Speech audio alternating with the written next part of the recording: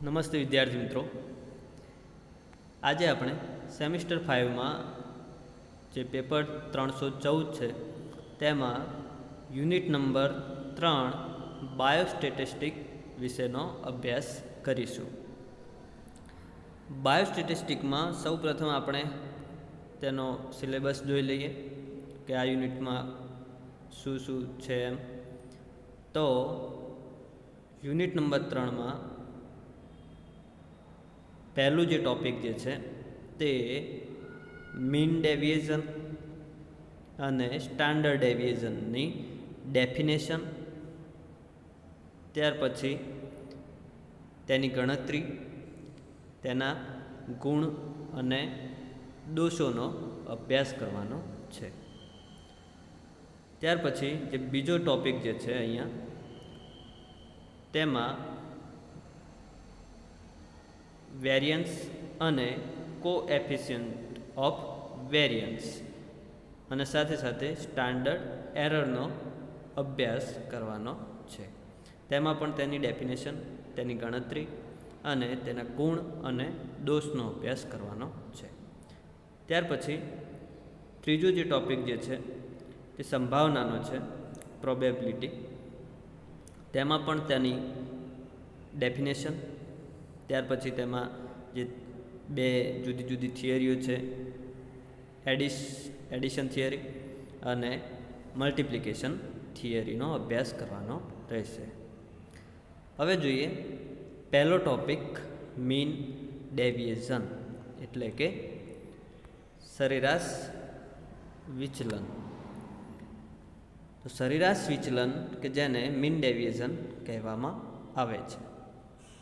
તો મીન ડેવિએશનની જે વ્યાખ્યા જે છે તે આ પ્રમાણે છે કે આપેલ માહિતીના પ્રાપ્તાંકોના સરેરાશ કિંમતોમાંથી લીધેલા ધન વિચલનોના સરવાળાને પ્રાપ્તાંકોની કુલ સંખ્યા વડે ભાગવાથી મળતી કિંમતને સરેરાશ વિચલન કહેવામાં આવે છે.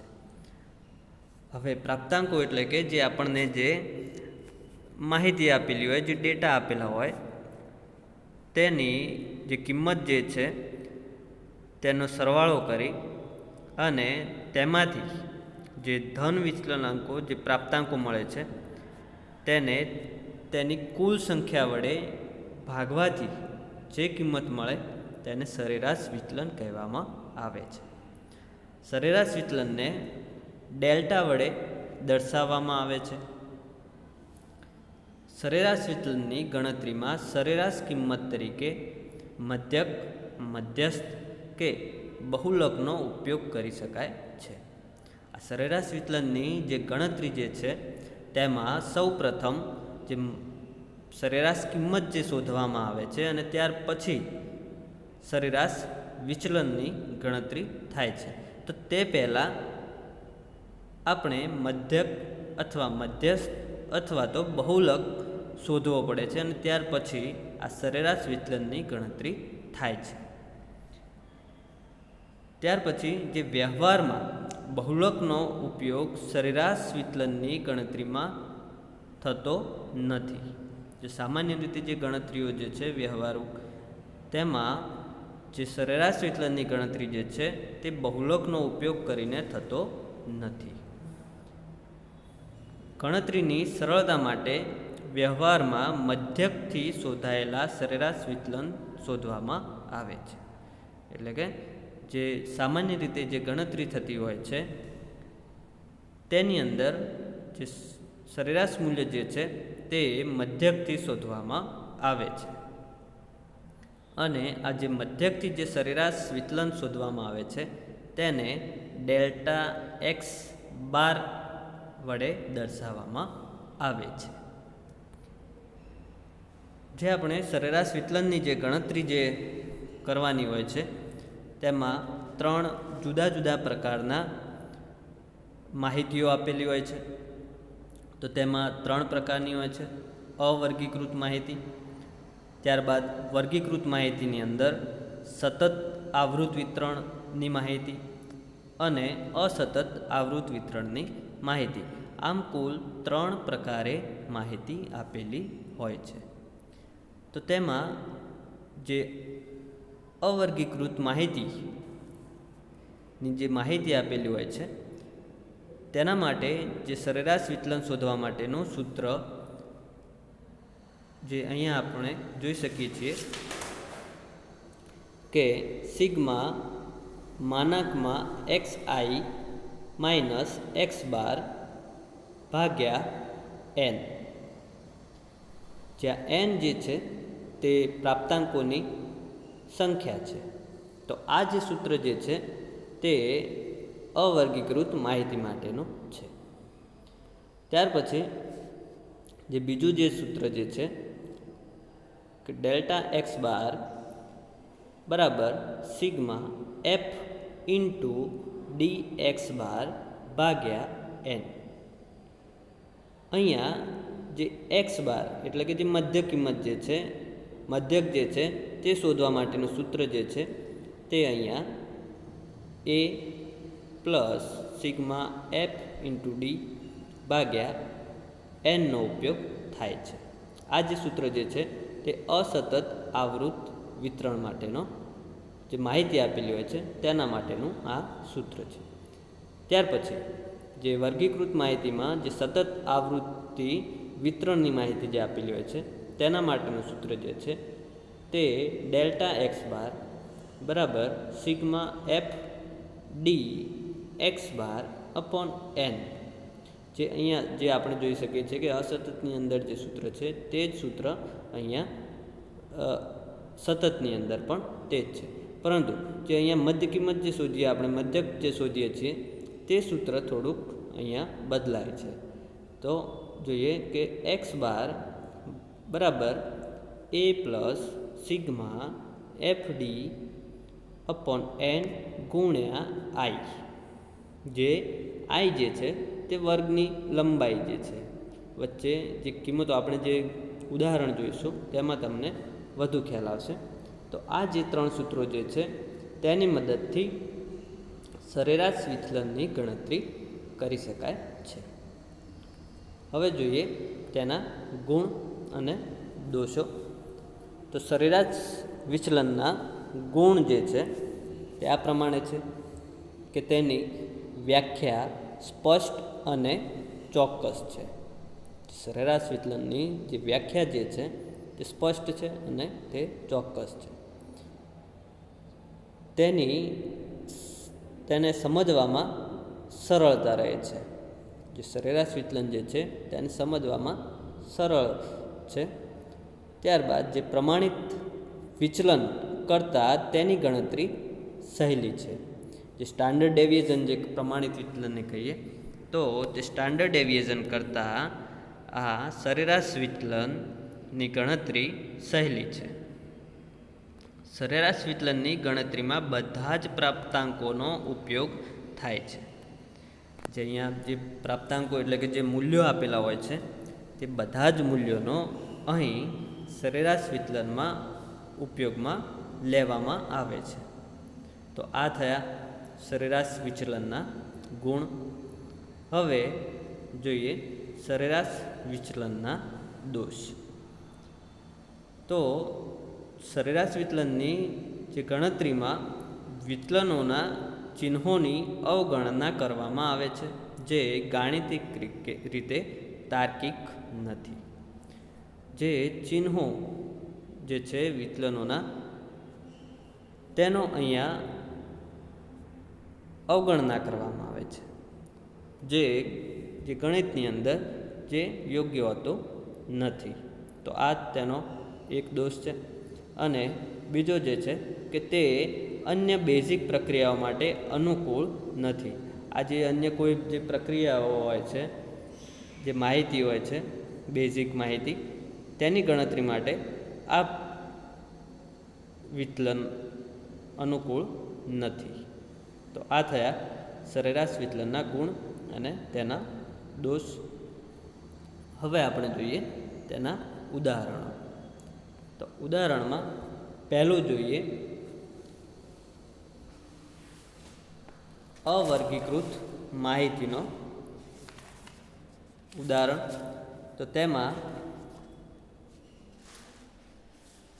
રકમ છે કે 10 વિદ્યાર્થીઓના વનસ્પતિશાસ્ત્રમાં ગુણ નીચે મુજબ આપેલ છે, તો તેનું સરેરાશ વિચલન શોધો.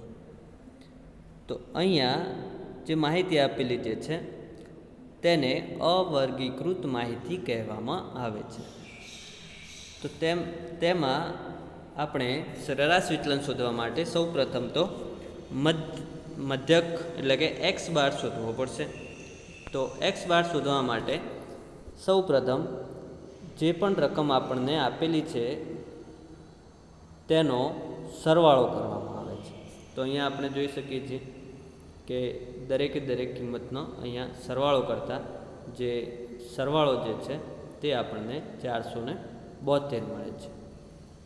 હવે એક્સ બારનું મધ્ય કિંમતનું જે સૂત્ર જે છે તે છે સિગ્મા એક્સઆઈ અપોન એન, એટલે કે અહીંયા એન જે છે તે આપણને અહીંયા 10 આપેલા છે. એટલે કે અહીંયા જે કિંમતો જે છે વિદ્યાર્થીઓની સંખ્યા જે છે તે 10 છે, એટલા માટે જે એન જે છે તે 10 આપણને મળે છે. તો અહીં આપણને કુલ સરવાળો સિગ્મા એક્સઆઈ જે છે તે 472 મળે અને તેને 10 વડે ભાગતા આપણને જે મધ્યક જે છે એટલે કે એક્સ બાર જે છે તે 47.2 મળે છે. હવે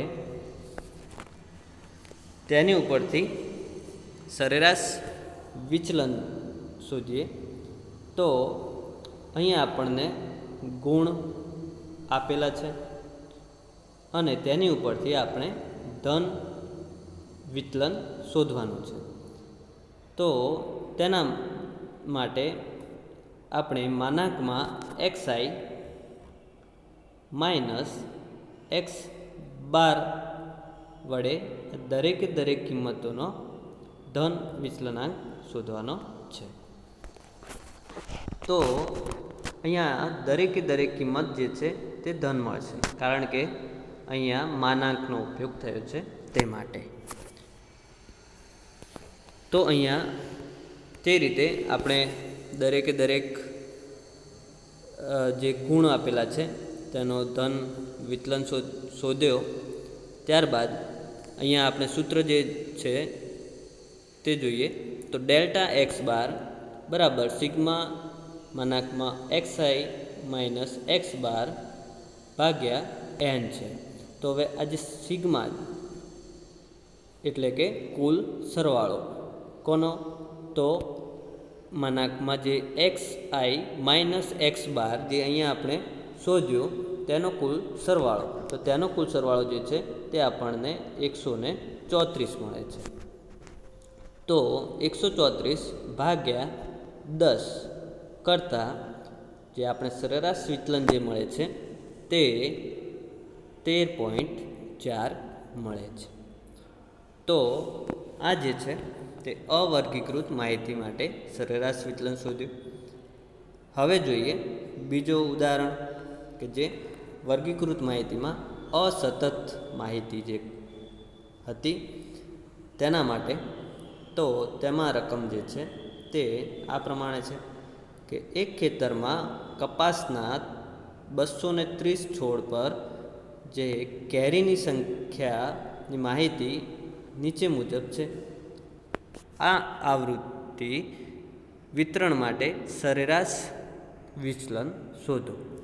તો તેમાં અહીંયા કેરીની સંખ્યા જે 60, 61, 62, 63, 64, 65, 66 અને 67 આપેલી છે. અને તે કેરીની સંખ્યા ધરાવતા છોડની સંખ્યા નીચે આપેલી છે. તો 60 કેરી ધરાવતા છોડ કેટલા છે? 7 છે. 61 કેરી ધરાવતા છોડ 15, 62 કેરી ધરાવતા છોડ 38. તો એ રીતે અહીંયા છોડની સંખ્યા આપેલી છે. તેની ઉપરથી આપણે હવે સરેરાશ વિચલન શોધવાનું છે. તો આમાં પણ આપણે સૌ પ્રથમ જે પહેલાં તો એક્સ બાર શોધવું પડશે.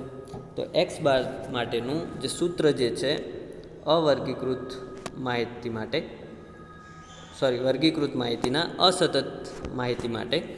તો અહીંયા સૂત્ર આપણે જોઈ શકીએ છીએ કે એક્સ બાર બરાબર a plus sigma f D ભાગ્યા એન છે.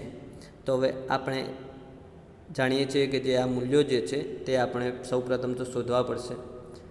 તો અહીંયા જે કેરીની સંખ્યા જે છે તેને આપણે એક્સ આઈ તરીકે દર્શાવીએ અને જે છોડની સંખ્યા જે છે તેને એફ વડે દર્શાવીએ. હવે સૌપ્રથમ આપણે ડી શોધવો પડશે. તો ડી શોધવા માટેનું જે સૂત્ર જે છે કે આઈ એક્સ આઈ માઇનસ એ. તો હવે થશે કે એ એટલે શું? તો એ એટલે અહીંયાથી જે કેરીની સંખ્યા જે છે એક્સ આઈ તેમાંથી કોઈ એક મધ્ય કિંમત આપણે લઈએ છીએ, જે આપણે અહીંયા 63 અહીંયા દર્શાવી છે, જે 63 આપણે લઈએ છીએ એ બરાબર. તો હવે એક્સ આઈ એટલે કે 60 માઇનસ 63 કરતાં આપણને અહીંયા મળે છે -3. તો એ રીતે આ દરેકે દરેક એક્સ આઈ માઇનસ એ કરતાં અહીંયા મૂલ્યો આપણે જોઈ શકીએ છીએ કે -3, -2, -1, 0, 1, 2, 3 અને 4 આપણને ડીની કિંમત મળે છે. હવે આપણે અહીંયા છોડની સંખ્યા કે જે એફ તરીકે દર્શાવી છે, તો એફ તરીકે જે દર્શાવી છે તો તેની ઉપરથી એફ ગુણ્યા ડી કરીએ તો અહીંયા આપણને એફ ડીનું મૂલ્ય મળશે. તો તે અહીંયા આપણને આ રીતે મળે છે 7 ગુણ્યા 3 અને એ પણ માઇનસ છે તો આપણને -21 મળશે. તે જ રીતે 15 ગુણ્યા -2 તો તેનું 30 કિંમત મળે છે. તે જ રીતે અહીંયા 38 ગુણ્યા -1 તો તેનું મૂલ્ય -38 મળે છે. તે રીતે અહીંયા આપણે એફ ડીનું મૂલ્ય મળે છે. તો અહીંયા હવે આપણે જોઈએ કે એ બરાબર આપણે અહીંયા 63 લીધા છે અને અહીંયા માગે છે sigma f into D. Sigma f into D એટલે કે જે આ એફ ડી જે છે તેનો કુલ સરવાળો જે આપણે અહીંયા નીચે દર્શાવેલો છે. સિગ્મા એફ ઇન્ટુ ડી બરાબર આપણને કેટલો મળે છે? 103 મળે છે. અને જે એન જે છે તે એનનું મૂલ્ય આપણને રકમમાં આપેલું છે. કેટલા છોડ છે? એન બરાબર 230 છોડ છે. તો અહીંયા સૂત્રમાં મૂકતા 63 પ્લસ 103 ભાગ્યા 230 તો 63 પ્લસ 0.45 મૂલ્ય મળે છે અને એક્સ બારનું મૂલ્ય જે છે તે આપણને 63.45 મળે છે. હવે આપણે શોધીએ સરેરાશ વિચલન. સરેરાશ વિચલનનું સૂત્ર જે છે તે sigma f into d x bar છે. તો હવે તેની ઉપરથી આપણે ડી એક્સ બાર શોધવું પડશે, જે અહીંયા આપણે ટેબલની અંદર અહીંયા દર્શાવેલું છે. તો ડી ઇન્ટુ એક્સ બારનું મૂલ્ય જે છે તે કઈ રીતે શોધાશે? તો ડી એક્સ બાર બરાબર એક્સ આઈ માઇનસ એક્સ બાર મૂલ્ય થશે. તો એક્સ આઈ એટલે કે 60 અને એક્સ બારનું મૂલ્ય મળ્યું છે આપણને 63.45. તો તે રીતે જે બાદબાકી કરતાં મૂલ્ય મળ્યા છે તે આ રીતે છે. જે મૂલ્યો જે છે તે કોના છે? ડી એક્સ બારના છે, જે અહીંયા આપણે સૂત્રમાં જોઈએ છે. હવે સૂત્રમાં છે કે F into DXi x bar. તો અહીંયા આપણે બીજું એક કોલમ બનાવવી પડશે એફ ઇન્ટુ DX બારની. તો તેમાં શું થશે કે એફ જે મૂલ્ય જે છે તેનો ગુણાકાર કોની સાથે થશે? DX બાર સાથે, એટલે કે 7 ગુણ્યા 3.45. તો તેનું મૂલ્ય મળશે 24.15. ત્યાર પછી જે 15 જે છે તેનો ગુણાકાર 2.45 સાથે થશે, તો તેનું મૂલ્ય 36.75. તો એ રીતે એફ અને DX બારનો ગુણાકાર કરતાં આપણને એફ DX બાર મળશે, જે અહીંયા આપણને દર્શાવેલું છે. અને અહીંયા જે સૂત્રમાં જે છે કે સિગ્મા એફ DX બાર સિગ્મા છે અહીંયા.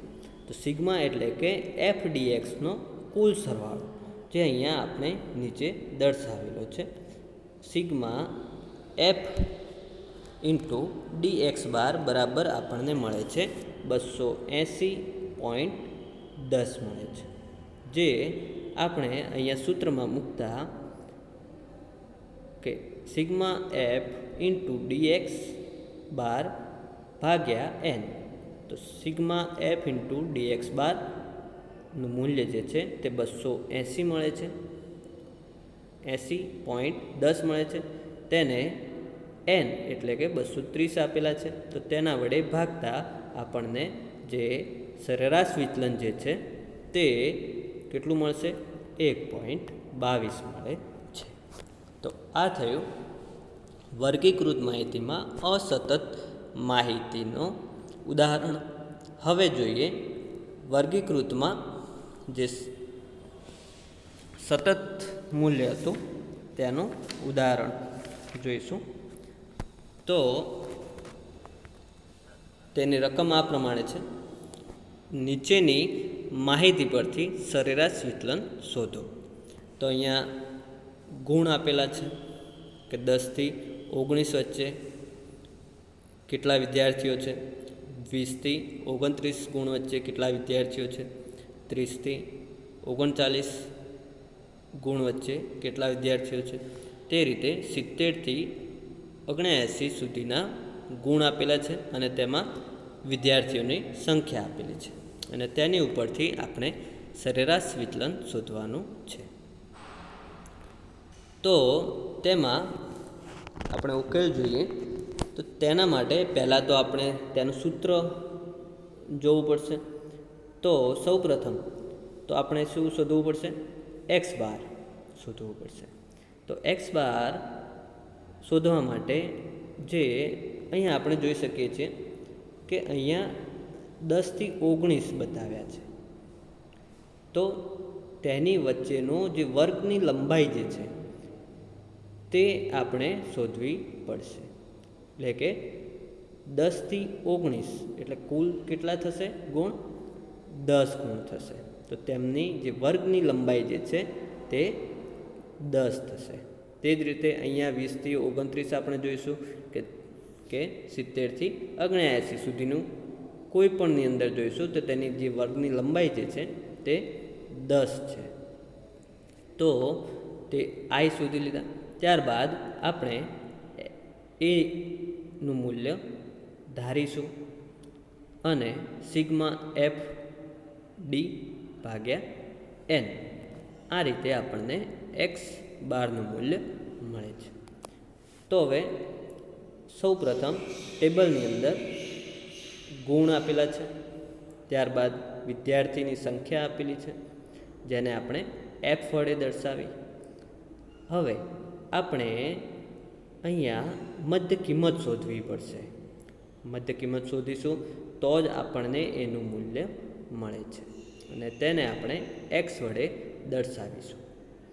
તો જ આ જે છે અસતત માહિતી જેવું આપણને ઉદાહરણ મળશે. અહીંયા જોઈ શકો છો કે f જે છે વિદ્યાર્થીની સંખ્યા છે અને મધ્ય કિંમત જે છે એ એક જ મૂલ્યમાં આપેલી છે. ત્યારે અહીંયા જે છે તે મધ્ય કિંમત શોધ્યા પછી આપણે આગળનું કામ કરી શકશું. તો સૌપ્રથમ મધ્ય કિંમત શોધવી પડશે, જેને આપણે એક્સ વડે દર્શાવી. તો મધ્ય કિંમત શોધવા માટે 10 વત્તા 19 ભાગ્યા 2 કરીશું એટલે આપણને આ મધ્ય કિંમત મળી જશે. તો દરેકમાં એ રીતે કરતાં મધ્ય કિંમત મળે છે. તો આ મધ્ય કિંમતમાંથી આપણે સૌપ્રથમ એને ધારવા પડશે, એટલે કે આપણે જે વચ્ચેની કિંમત જે છે તેને સામાન્ય રીતે એ તરીકે લઈએ છીએ. તો એ તરીકે આપણે અહીંયા 44.5ને લઈએ. તો હવે સૌપ્રથમ ત્યારબાદ ડીનું મૂલ્ય શોધીએ. તો ડીના મૂલ્ય માટેનું સૂત્ર જે છે તે છે એક્સ માઇનસ એ ભાગ્યા આઈ. તો અહીંયા એક્સ જે છે તે અહીંયા આપેલો છે. ત્યારબાદ એનું મૂલ્ય આપણને ખબર છે 44.5 અને આઈનું મૂલ્ય પણ આપણને ખબર છે, જે વર્ગ લંબાઈ જે છે તે આમના વચ્ચેની જે ગેપ છે તે કે 10 થી 19 વચ્ચે કેટલા ગુણ આવશે? તો 10 ગુણ આવશે. તો આઈ બરાબર 10 આપેલા છે. તો એ રીતે દરેક કિંમતને સૂત્રમાં મૂકી એક પછી એક ગણતરી કરતાં આ પ્રમાણે મૂલ્ય મળે છે. પહેલાં -3, ત્યાર પછી -2, -1, 0, 1, 2 અને 3 મૂલ્ય મળે છે, જે છે ડીના મૂલ્યો. હવે આપણી પાસે એફ પણ છે અને ડી પણ છે. તો હવે એફ ગુણ્યા ડી કરતાં આપણને એફ ડીનું મૂલ્ય મળે છે. તો અહીંયા 11 ગુણ્યા -3 કરતાં આપણને એફડીનું મૂલ્ય જે છે તે -33 મળે છે. તો તે રીતે દરેક મૂલ્યોની કિંમત અહીંયા શોધી. ત્યારબાદ આપણે અહીંયા સૂત્રમાં જોઈએ કે સિગ્મા એફ ડી આપણે જોઈએ છે. તો સિગ્મા એફ ડી માટે આ દરેકનો કુલ સરવાળો કરતાં આપણને અહીંયા નીચે સિગ્મા એફ ડી બરાબર 45 મૂલ્ય મળે છે. અને અહીંયા જે એન બરાબર આપણે અહીંયા જોઈ શકીએ છીએ કે જે વિદ્યાર્થીઓ જે છે તેની કુલ સંખ્યા જે છે તે 250 આપણને મળે છે, જેને આપણે એન તરીકે લઈશું.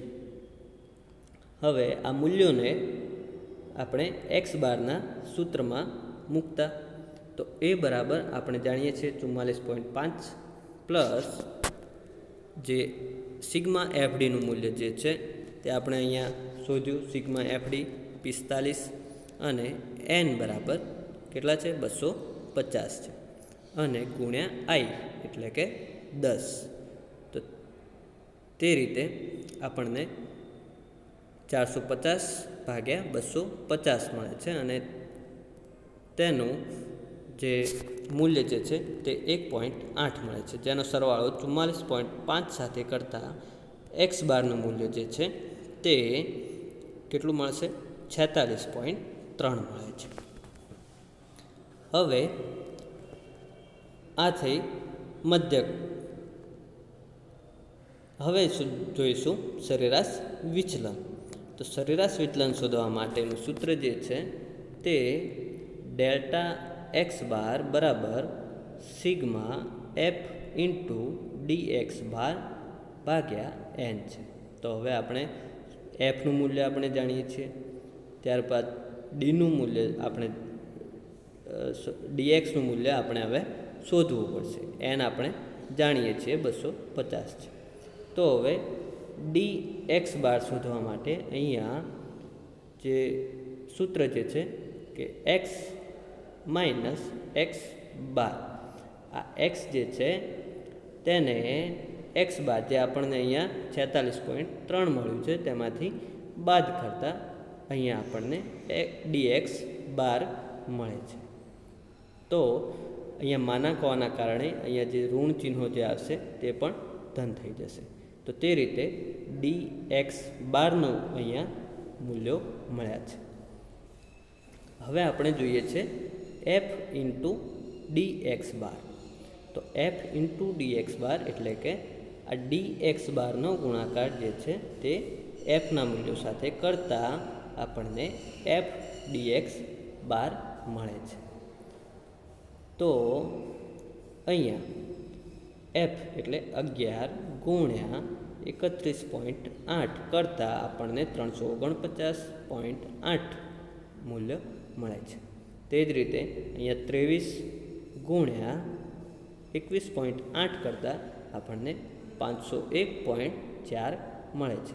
તો આ રીતે દરેકે દરેક કિંમતનો ગુણાકાર કરતાં આપણને એફ ડીએક્સ બારનું મૂલ્ય મળે છે.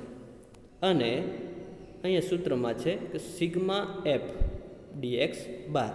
સિગ્મા એફ ડીએક્સ બાર એટલે કે આ એફ ડીએક્સ બારનો કુલ સરવાળો, જે આપણે અહીંયા નીચે જોઈ શકીએ છીએ કે સિગ્મા એફ ડીએક્સ બાર બરાબર 3023.6 આપણને મળે છે. હવે આ મૂલ્યોને સૂત્રમાં મૂકતા 3023.6 ભાગ્યા 250, તો ડેલ્ટા એક્સ બાર બરાબર આપણને 12.09 આપણને શું મળશે? સરેરાશ વિચલન અહીંયા મળે છે. તો આ રીતે જુદા જુદા જે કિંમતો જે છે તેના આપણે ઉદાહરણો જોયા. તો આ હતું સરેરાશ વિચલન, કે જેને મીન ડેવિએશન કહેવામાં આવે છે. તો તમે પણ થોડીક પ્રેક્ટિસ કરજો કે જેથી સરળતાથી આ ઉદાહરણો તમને આવડી જાય. આપણે આવતા લેક્ચરમાં સ્ટાન્ડર્ડ ડેવિએશન એટલે કે પ્રમાણિત વિચલનનો અભ્યાસ કરીશું. Thank you.